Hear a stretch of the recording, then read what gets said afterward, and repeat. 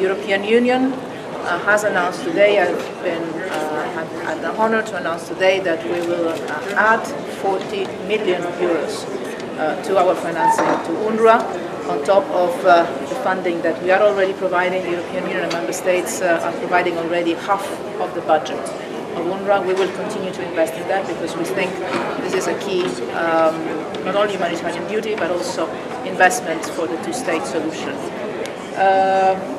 This is what I wanted to announce today. We're also working in the ad hoc liaison committee right now, together with our partners starting from Norway, to keep the two-state solution alive. 25 years after the Oslo agreements were signed in the White House, we have to avoid that this perspective fades away, or rather is dismantled piece by piece.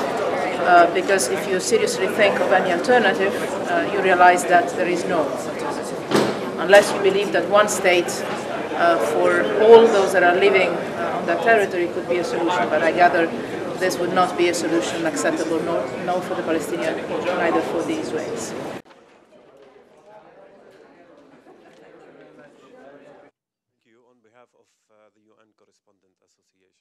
An additional 118 million, US dollars is a very significant step in the direction of overcoming UNRWA's greatest and gravest financial crisis ever.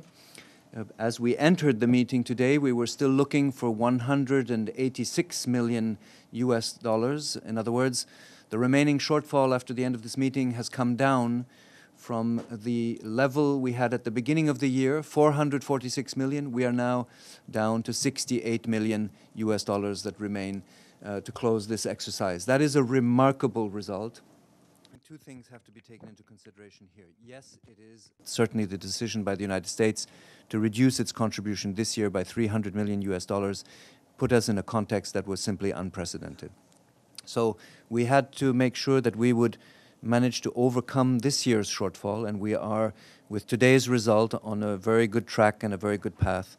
And of course, we are now going to look to stabilizing the levels of contributions that we received this year in addition, thinking about engaging in more multilateral agreements of funding, longer-term commitments. We're heartened by the expression of commitment that we saw today, both in terms of support for the political role and the humanitarian role of UNRWA, but also in terms of the extra funding that our dear friends and colleagues have made. Today we're happy, Pier and I, to announce that an extra funding of about $118 million was announced today by a number of our friends and within that meeting, which is trying to move closer to addressing the budget. What we discussed today is a way in which we could have a long-term financial planning.